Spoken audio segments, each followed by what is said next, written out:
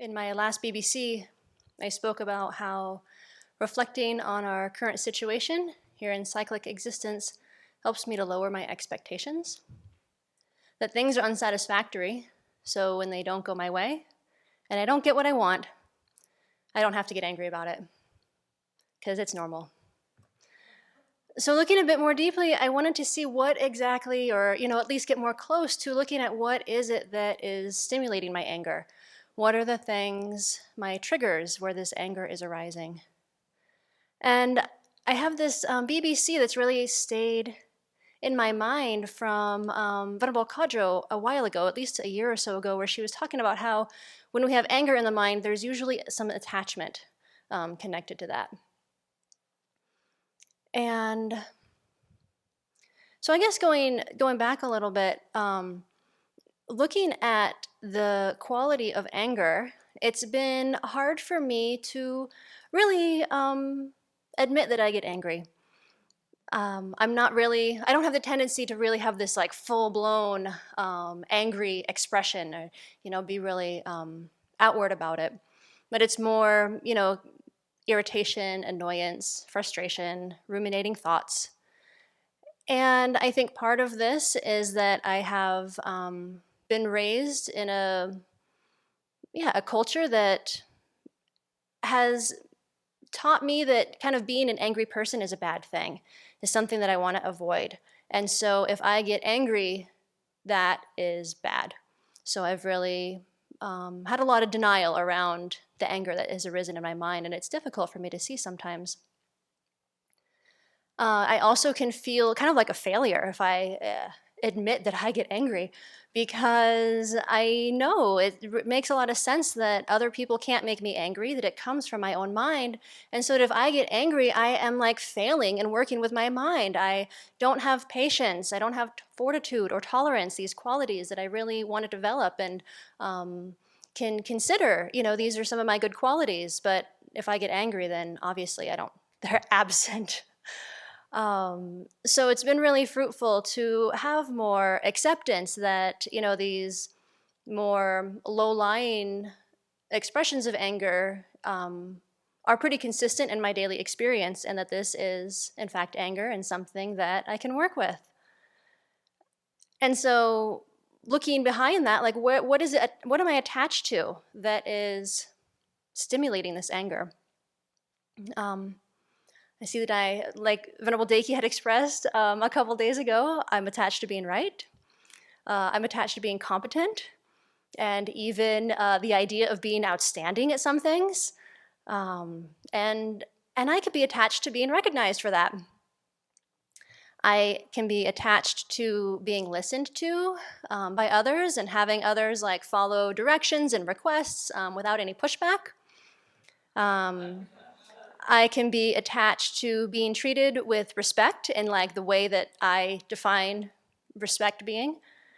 And so all of these have to do with how I relate to others. So it leads to this really comparing mind, which is where arrogance comes in. Really seeing that, kind of behind my anger can be this arrogance. And it's, I think, Asanga and Nagarjuna who have described these like 7 types of arrogance. And so today I'll just focus on the first one, which is pretty active in my mind often, of this arrogance of superiority. And so just like I don't like to think of myself as an angry person, I also don't like to think of myself as an arrogant person. But I'm really good at noticing arrogance in other people. So this is a really good clue that I also have this quality, and it's something that I have not accepted and really not come to terms with in my own mind. Because I'm not really expressive with my arrogance. I don't like go around talking about how great I am, and I kind of like to be low key and just do my thing, and of course do a great job at it. But I don't need to be at the center stage. But yeah, there's this kind of a little more smug expression of arrogance that is, kind of like, oh, yeah, I'm better than you. I don't need to do exactly what you're asking me to do because I know what's best and I'll just do it my own way. Yeah, so even this, being attached to people listening to me and following directions when I ask for something, noticing that that's something I have attachment to, but that I also don't always, give that favor to others, where I can be like, oh, I'm not going to listen to you because I don't think you know what you're talking about, and I know best. So yes, there's that arrogance, that more the subtle, not so exuberant arrogance. And so this arrogance is a mental factor that based on grasping at myself and me and mine, my body and my mind, really existing inherently as a solid, unique thing. I develop an inflated view of myself. And so, with this attachment to being competent and outstanding, I compare myself to others. And I notice when others aren't as good as I am at something. And it's so funny that I get irritated about that. Like, why aren't you, holding yourself to the same standards that I have? Why don't you, put in the same effort or the same, level of engagement or thoughtfulness that I am into this task? So there's also some unrealistic expectations of others as well in there. But because they're not as good as I am, I project this negative view onto others. And then this, kind of automatically like props up this, sense of self, like I am special, I am so great, I am valuable and important. And this is unfortunate because it just, continues to feed this kind of arrogance. It's this really baseless self-confidence, really looking outside myself for validation, and doing it at the expense of others, which yeah is quite unfortunate. And when I look at the thoughts that go on in my mind, it's like, oh yeah, I really want to stop that. Let's shift that. Because when I have these views and I'm honing in on, these things that I'm deeming as, not as good as me, it really clouds my ability to see others as like this whole beautiful person. I just am narrowing in on their faults and shortcomings and that I am better. And having this attitude really makes me miserable. It's so habitual that it's taken me a while to realize that it does make me miserable, that it disconnects me from others. It just kind of contributes to this constant grumbling and rumination and complaining. And it also comes out in my words and my actions. When these are the things that I'm thinking and I'm projecting this stuff towards others, then how I'm speaking and acting really reflects that. So there's some antidotes that have been really helpful and have dramatically shifted my mind and really support me in relating to others in a more equal way. And the first is to see that all of my good qualities come from the kindness of others. That there is nothing, that I have done in myself without the support of others that is so great. Like one place that I can do things normally without screwing them up too much is in the kitchen. And I think back of, from the very earliest times in my life, my mom really supported us to get into the kitchen and be creative. She made healthy meals and was a great role model. I had food to eat that I could experiment with and make really horrible food for a number of years and slowly learn to cook. And there's so many causes and conditions that have gone into my general competence in the kitchen, and other good qualities as well. Everything that I have that is of benefit, really, it's because it's been nurtured by those around me.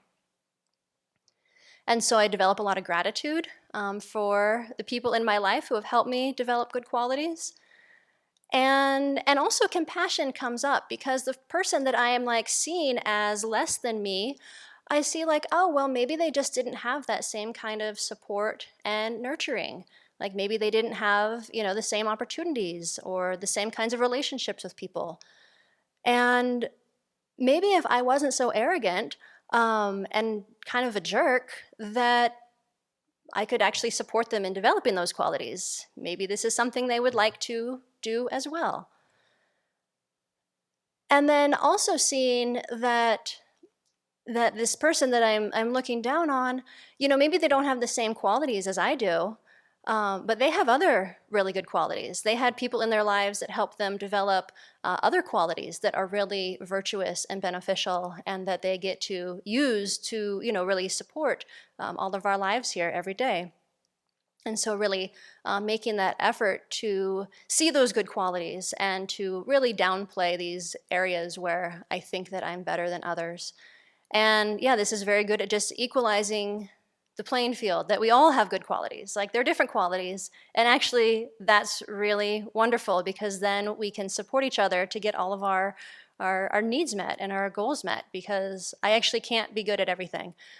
Maybe after, eons and eons, I will have some dabbling of being good at everything. And when I'm a Buddha, I will be perfect at everything.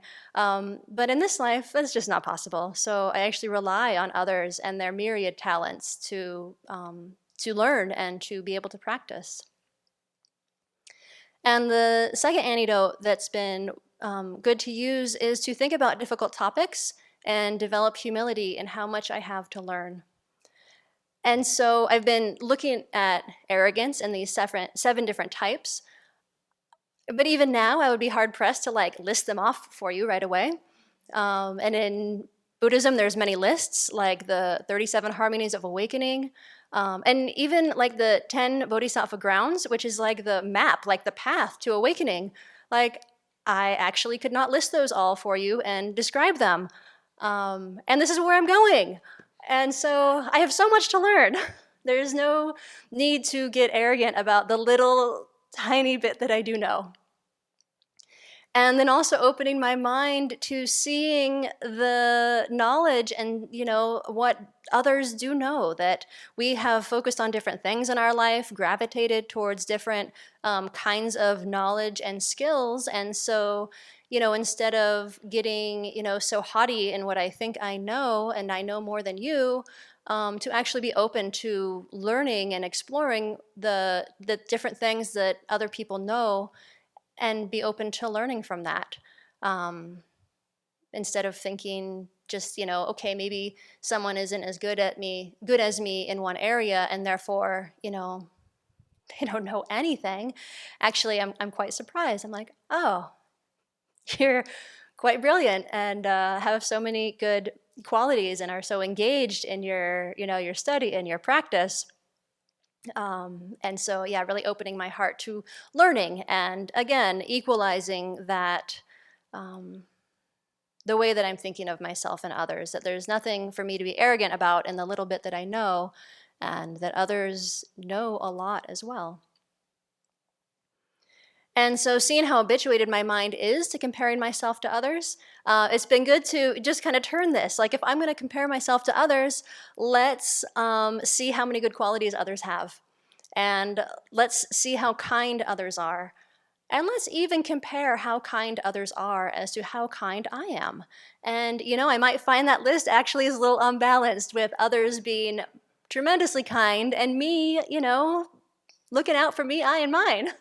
So, developing some humility there. And really being more happy and content and peaceful in my own heart when I am thinking in this way, and comparing, using this comparing mind in a more virtuous way, steering it. And hopefully I will not be comparing forever. But as the mind is so ingrained in this way of looking out and seeing how we measure up to each other, really to see that others actually surpass me in many ways, and to be open to that and increase my humility. And so in this way, my self-confidence really will grow, and does grow, in a more authentic and realistic way, because, when I am thinking about the good qualities of others, when I'm thinking about the knowledge and skills of others, and seeing us all in a more beneficial light, my thoughts are more positive, So my words and my actions are going to be more in line with my values. And this really is what is increasing my own self-confidence, knowing that my own integrity is intact and I am living in line with my values. And so cultivating this acceptance and honesty within myself, to see the afflictions in my mind, is really beneficial because this is the only way that I can work on them. And when I see how overwhelmed I am by afflictions and how much I really would like some peace and contentment in my own mind and heart, I also can open my mind and heart to others to have some kindness and understanding when they are afflicted as well, that they're not looking for someone to be arrogant and they don't want to feel diminished, but instead would like to feel supported and accepted in the same way that I'm looking for that. And this also helps me see that the afflictions are the real enemy, that it's not other people and how they're acting, but it's my own mind that is, the place of my own suffering. And so that's really empowering because I can do some work with that and put energy into identifying and antidoting the afflictions instead of just letting them feed my arrogance and other negative tendencies. In the that self-centered mind is so sneaky how I think that it's increasing my self-confidence to get arrogant and haughty, but actually it's this really kind of fake confidence. It's this non-realistic confidence, really grasping at these inflating myself of my sense of who I am. And so when I work with the afflictions and antidote them, that's actually developing this much more deep and lasting confidence. And as I do this, I develop more humility, and I don't need to look at comparing myself to others for this, kind of this boost, to be special, to be outstanding. But instead, I can focus more on being authentically kind and beneficial and willing and able to, hopefully support others in wherever we're at. Be able to be in the role of someone who helps, nurture good qualities in others because that's what I'm doing in myself. And then bit by bit, we are creating the causes to be in an environment where those good qualities are really what shines through. And it's the afflictions that are acknowledged as the things that are causing us harm.